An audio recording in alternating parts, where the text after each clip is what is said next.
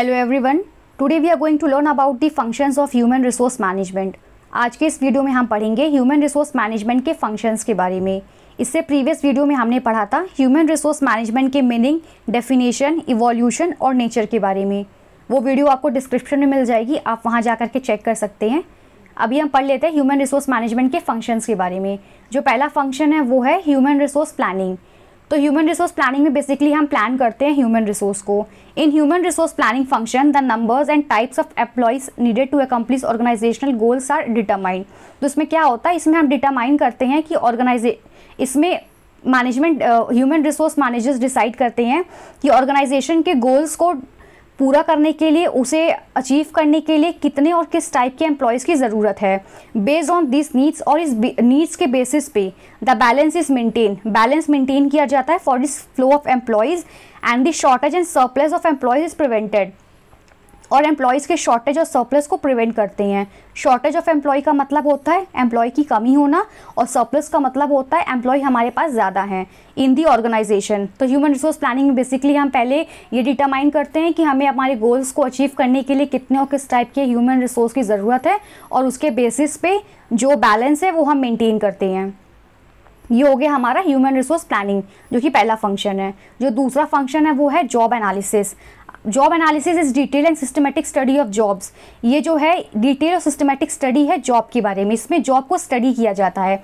It is the process of describing the nature of the job.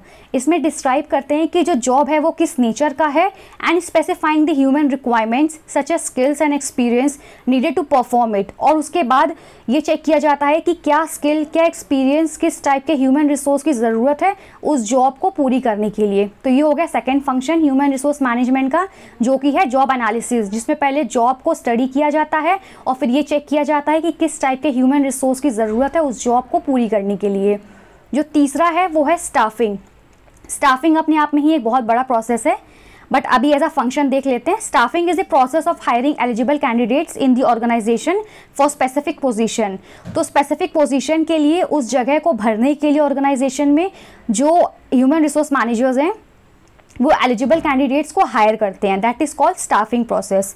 मतलब एक eligible candidate को organisation में hire करना किसी स्पेसिफिक पोजीशन के लिए, वो हो गया staffing.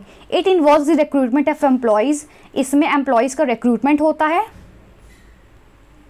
And selecting them by evaluating their skills, knowledge and experience. और उसके बाद उनका सिलेक्शन उनके स्किल्स, नॉलेज और एक्सपीरियंस को इवैल्यूएट करके, उन्हें चेक करके होता है। And then offering them specific job roles accordingly, और उसके अकॉर्डिंग उन्हें स्पेसिफिक जॉब रोल्स ऑफर किए जाते हैं ऑर्गेनाइजेशन में। तो ये हो गया हमारा तीसरा फंक्शन, दैट इज स्टाफिंग, जिसमें हम किसी भी पोजीशन को फिल करने के लिए ऑर्गेनाइजेशन में एम्प्लॉय का पहले रिक्रूटमेंट करते हैं और उसके बाद उन्हें सेलेक्ट करके स्पेसिफिक जॉब रोल्स को ऑफर करते हैं। अब जो फोर्थ है वो है ओरिएंटेशन।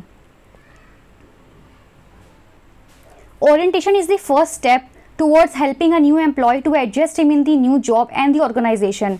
जब एम्प्लॉय ऑर्गेनाइजेशन में नया होता है, उसकी नई ज्वाइनिंग होती है, तो ये फर्स्ट स्टेप होता है जिसमें एम्प्लॉय एडजस्ट करना नए जॉब में सीखता है। उसमें उसमें ह्यूमन रिसोर्स मैनेजर्स हेल्प करते हैं ताकि वो उस नए जॉब में, उस ऑर्गेनाइजेशन में एडजस्ट कर सके। It is the process of introducing new employees to their colleagues. इसमें क्या होता है कि जब एम्प्लॉय नया आता है तो सबसे पहले उसको उसके जो स्टाफ होते हैं, बाकी एम्प्लॉयज़ जो उसके कलीग्स होते हैं, उससे इंट्रोड्यूस कराया जाता है work environment and to the company. और साथ ही साथ में कंपनी के वर्क एनवायरनमेंट और कंपनी से भी इंट्रोड्यूस कराया जाता है कि उसके क्या डूज एंड डोंट्स है, क्या पॉलिसीज़ है, किस टाइप का प्रोटोकॉल वो लोग फॉलो करते हैं। They are given an overview of their roles, jobs, duties and expectation. और उन्हें एक ओवरव्यू दिया जाता है कि वो किस टाइप का रोल उनको ऑफर हुआ है, क्या जॉब ड्यूटीज़ हैं, क्या एक्सपेक्टेशंस है, कंपनी ऑर्गेनाइजेशन उनसे क्या एक्सपेक्ट करती है। ये सारी चीज़ें ओरिएंटेशन में होता है। बेसिकली जब ऑर्गेनाइजेशन में एम्प्लॉय नया ज्वाइन करता है तो उसके ज्वाइनिंग के फर्स्ट या सेकंड डे ही ये ओरिएंटेशन प्रोग्राम करा दिया जाता है, ताकि एम्प्लॉय जो है वो अपने ऑर्गेनाइजेशन से, अपने कलीग से और अपने जो जॉब रोल और ड्यूटीज़ है उससे थोड़ा सा फैमिलियर हो सके, थोड़ा उसमें अच्छे से एडजस्ट कर सके और उसे थोड़ी सी आसानी हो सके उस नए एनवायरनमेंट में अडेप्ट करने में। तो ये हो गया चौथा फंक्शन ह्यूमन रिसोर्स मैनेजमेंट का, दैट इज़ द ओरिएंटेशन। अब जो फिफ्थ है वो है training and development.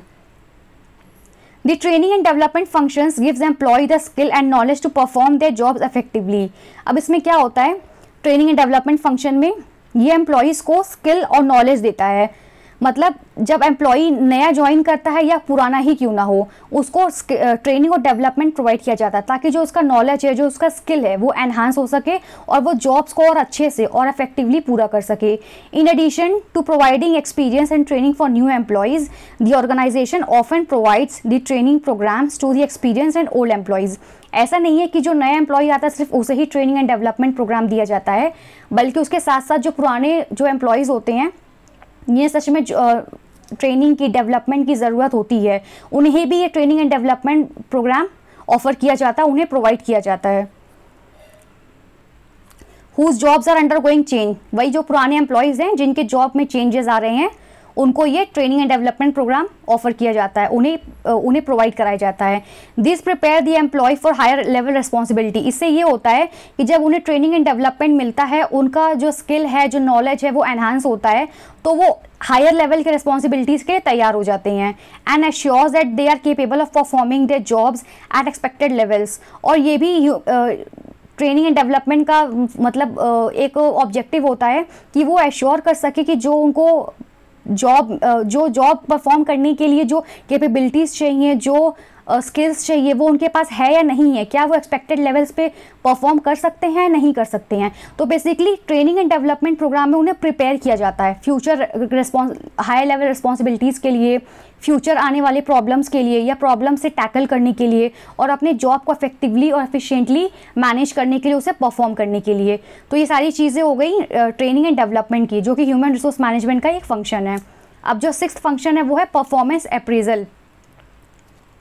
Performance appraisal is the process of evaluating the employees performance. इसमें क्या होता है, जो एम्प्लॉयज़ हैं उनकी परफॉर्मेंस को इवैल्यूएट किया जाता है कि वो कैसा जॉब कर रहे हैं, सही कर रहे हैं, नहीं कर रहे हैं, कोई गड़बड़ तो नहीं कर रहे हैं, क्या उनका जो वर्क है वो वर्थ है या नहीं है, यूजफुल है या नहीं है, and its overall contribution to the company, और जो उनका कंट्रीब्यूशन है कंपनी में वो कितना है भी या नहीं है।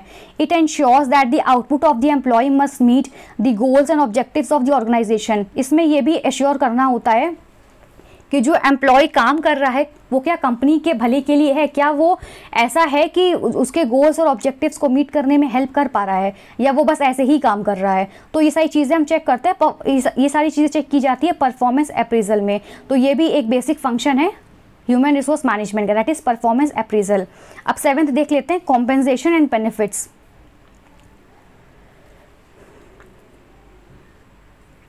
These are the salary and the other monetary as well as non-monetary benefits provided to the employees at the workplace। जब वर्कप्लेस पे एम्प्लॉय काम करता है तो उसको उसके काम के बदले में सैलरी दी जाती है, और उसके साथ साथ अलग से मॉनेटरी और नॉन मॉनेटरी बेनिफिट्स दिए जाते हैं। मॉनेटरी मतलब वो बेनिफिट्स जो मनी के टर्म में हो, और नॉन मॉनेटरी का मतलब होता है वो बेनिफिट्स जो मनी के टर्म में ना हो। तो ये सारी चीज़ें ऑर्गेनाइजेशन में वर्क प्लेस पर एम्प्लॉय को दी जाती है उनके काम के बदले में। The role of human resource management is to formulate attractive yet efficient benefits. तो जो ह्यूमन रिसोर्स मैनेजमेंट है उनका ये रोल होता है कि वो अपने एम्प्लॉयज़ के लिए एक अट्रैक्टिव कॉम्पेंसेशन और बेनिफिट पैकेज जो है वो फॉर्मुलेट कर सके, जो कि थोड़ा अट्रैक्टिव हो, एम्प्लॉय को अट्रैक्ट कर सके, yet efficient benefits. Efficient benefits का मतलब यहाँ ये हो गया कि वो अट्रैक्टिव एम्प्लॉयज़ के लिए होना चाहिए, बट साथ ही साथ में ऐसा ना हो कि वो बहुत ज़्यादा हो। मतलब कि अगर किसी एम्प्लॉय का जो वर्थ है वो सिर्फ 25 से 30 हज़ार रुपये का है, बट आप उसे 70-80 हज़ार रुपये या लाख रुपये मतलब प्रोवाइड करा रहे हो, तो ऐसा भी नहीं होना चाहिए। वो कंपनी के लिए भी वर्थ होना चाहिए। And compensation packages to attract more employees into the work place. और वो उनका जो पैकेज है वो इतना अट्रैक्टिव तो होना ही चाहिए कि बाकी के जो एम्प्लॉयज़ हैं उनको भी थोड़ा वो अट्रैक्ट करे कि वो उनके वर्क प्लेस पर आकर के काम करने की इच्छा जता सके, एटलीस्ट वो उस ऑर्गेनाइजेशन में काम करने के बारे में सोच सके। तो ऐसा पैकेज जो है फॉर्मुलेट करना, ये भी ह्यूमन रिसोर्स मैनेजमेंट का ही फंक्शन है। तो ये 7th हो गया पॉइंट, जो है कॉम्पेंसेशन एंड बेनिफिट्स। जो 8th है वो है labour relations. Labour relations refers to the interaction with the employees who are represented by the trade unions. अब लेबर रिलेशन में क्या होता है, इसमें इंटरैक्शन होता है उन एम्प्लॉयज़ से जो रिप्रेजेंट करते हैं ट्रेड यूनियंस को। अब ये ट्रेड यूनियंस कौन है? Trade unions are a group of employees. Group of employees होते हैं जो कि अपना एक ग्रुप बना लेते हैं, वो ट्रेड यूनियन होते हैं। Form to safeguard their rights and obtain voice in decision affecting wages, benefits, working conditions and other aspects of employed. Other aspects of employment, तो ट्रेड यूनियन क्या होता है, बेसिकली एक ग्रुप होता है एम्प्लॉयज़ का जिसमें वो ये मेक श्योर करते हैं कि जो वो लोग हैं एम्प्लॉयज़ हैं या और बाकी एम्प्लॉयज़ हैं, उनके ग्रुप के जो लोग हैं उन सब के साथ जस्टिस तो हो रही है ना। ऐसा तो नहीं है कि उनके सैलरी वेजेस में कटौती की जा रही है या जो वर्किंग कंडीशंस उनको मिलनी चाहिए वो नहीं मिल रही है। तो ये अश्योर करना कि उनकी वर्किंग कंडीशंस, उनके सैलरी, वेजेस, बेनिफिट सब कुछ सही है या नहीं है, तो ये बेसिकली क्या होता है, सेफगार्ड करते हैं अपने राइट्स को। ये हो गए trade unions. Cordial labour relations are essential to maintain harmonious relationship between employees at work place. तो ये बहुत इंपॉर्टेंट होता है कि लेबर रिलेशंस को मेंटेन किया जाए, एक हार्मनी, एक पीस मेंटेन रहे एम्प्लॉय और एम्प्लॉयर्स के बीच में, ताकि कोई प्रॉब्लम, कोई कन्फ्लिक्ट ना हो फ्यूचर में। क्योंकि जो हमारा ह्यूमन रिसोर्स होता है वो सबसे इंपॉर्टेंट एसेट, सबसे इंपॉर्टेंट रिसोर्स होता है। अगर वो ही काम नहीं करेगा तो कोई भी प्रोडक्टिव वर्क ऑर्गेनाइजेशन में नहीं हो सकता है। इनफैक्ट ऑर्गेनाइजेशन आगे बढ़ ही नहीं सकती है बिना उसके ह्यूमन रिसोर्स के।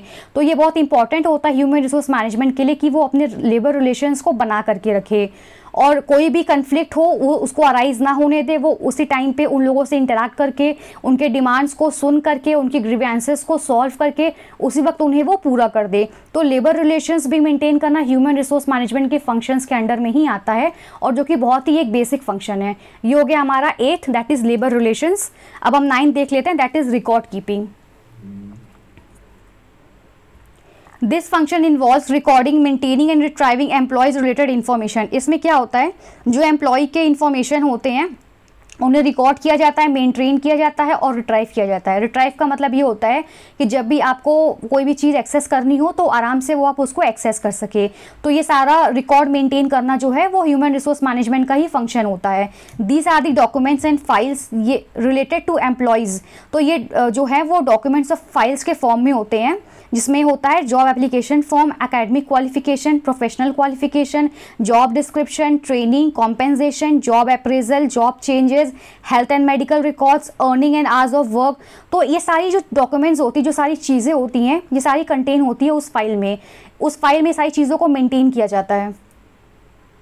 Absence, salary data etcetera. तो क्या होती है रिकॉर्ड कीपिंग में, जब भी ऑर्गेनाइजेशन में कोई एम्प्लॉय आता है तब से लेकर के जब तक कि वो ऑर्गेनाइजेशन में रहता है, वो छोड़कर नहीं जाता है या वो रिटायर नहीं होता, तब तक जितने भी डॉक्यूमेंट्स होते हैं उस एम्प्लॉय से रिलेटेड, चाहे वो उसका एप्लीकेशन फॉर्म हो गया, चाहे वो उसको कोई प्रमोशन मिला हो, रिवॉर्ड्स मिला हो, उसकी सैलरी हो गई, वो कितना एब्सेंट हुआ, उसके क्या एकेडमिक क्वालिफिकेशन है, उसके कितने भी डॉक्यूमेंट्स हैं, सबको एक अच्छे से रिकॉर्ड करके रखना ये ह्यूमन रिसोर्स मैनेजमेंट का काम होता है, ताकि वक्त आने पर उस रिकॉर्ड को वो यूज़ कर सके, उसे यूटिलाइज कर सके।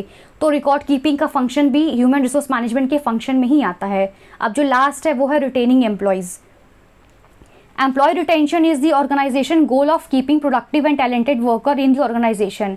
किसी भी ऑर्गेनाइजेशन में टैलेंटेड और प्रोडक्टिव वर्कर का होना बहुत ज़रूरी होता है, यही होता है जिससे ऑर्गेनाइजेशन आगे बढ़ता है। तो ये बहुत इंपॉर्टेंट होता है कि जो ह्यूमन रिसोर्स मैनेजमेंट है वो अपने टैलेंटेड वर्कर्स को, अपने जो सबसे अच्छे और प्रोडक्टिव वर्कर्स है उनको वो मेंटेन करके चले, वो उनसे बना कर चले। ऐसा नहीं कि थोड़ी सी बात पे उनको प्रॉब्लम हुई और वो ऑर्गेनाइजेशन छोड़ के चले गए।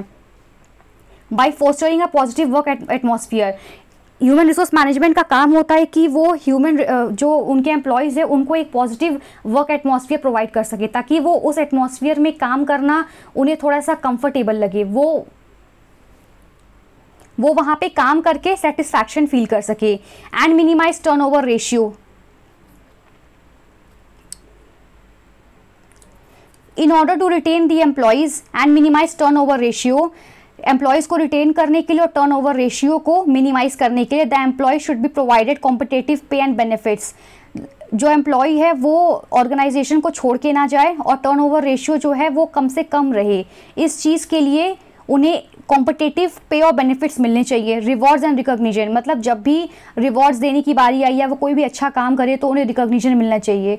The grievances should be addressed on time, उनके जो भी ग्रीवेंसेस है उनको टाइम पे पूरा करना चाहिए, उनके ग्रीवेंसेस को सुनना होता है। They should be provided with a better career opportunity and a sense of belongingness. जब एम्प्लॉय को ये लगता है कि जहाँ वो काम कर रहे हैं उस ऑर्गेनाइजेशन में उनके लिए एक बेटर करियर अपॉर्चुनिटी है, तो बहुत कम ही ऐसा होता है कि वो उस ऑर्गेनाइजेशन को छोड़ करके जाएं। और उनके अंदर ये होना चाहिए कि उनको ऐसा लगे कि ऑर्गेनाइजेशन उनका खुद का है, अ सेंस ऑफ बिलोंगिंगनेस, कि वो उनका खुद का है, वो खुद के उस ऑर्गेनाइजेशन का एज अ पार्ट अपने आप को कंसिडर करे। ये बहुत इंपॉर्टेंट होता है। तो एम्प्लॉय को रिटेन करना आज के टाइम में थोड़ा सा चैलेंजिंग काम है, बट ये काम ह्यूमन रिसोर्स मैनेजमेंट का ही होता है कि वो अपने एम्प्लॉय को रिटेन करके रखे, ये मेक श्योर करे कि उनका एम्प्लॉय किसी भी वजह से या कंप्लेन या ग्रीवेंस को ना सुनने की वजह से या अच्छा कॉम्पेंसेशन पे या रिकॉग्निशन ना मिलने की वजह से उस एम्प्लॉय उस ऑर्गेनाइजेशन को छोड़ के चला जाए। तो ये मेक श्योर करना भी ह्यूमन रिसोर्स मैनेजमेंट का ही फंक्शन है, उनका ही काम है कि वो अपने मैक्सिमम से मैक्सिमम अच्छे और प्रोडक्टिव एम्प्लॉयज़ को रिटेन कर सके और जो उनका टर्नओवर रेशियो हो वो मिनिमाइज हो सके, कम से कम हो सके। ये 10 पॉइंट्स हो गए जिसमें हमने पढ़ा functions of human resource management. Exam के पॉइंट ऑफ व्यू से ये क्वेश्चन बहुत ज़्यादा इंपॉर्टेंट है। Functions of human resource management exams में पूछे जाते हैं। 10 पॉइंट्स इसमें एक्सप्लेन कर दिया गया। अगर आप 10 पॉइंट्स लिखते हैं एग्जाम में तो I think more than sufficient होगा। आप इस नोट्स को पढ़ सकते हैं, इसके जो भी कंटेंट्स हैं उसको आप एग्जाम में आराम से लिख सकते हैं, कोई प्रॉब्लम वाली बात नहीं है। अगर आपको यूज़फुल लगा हो वीडियो ज़रा भी एग्जाम के पर्पज़ के लिए तो please do give a like and subscribe to the channel, ताकि आपको बाकी के वीडियोस भी मिलते रहे, नोटिफिकेशंस मिलते रहें, वीडियोस मिलते रहें। So all the best for your exam, stay tune, keep watching and all the best for your exam.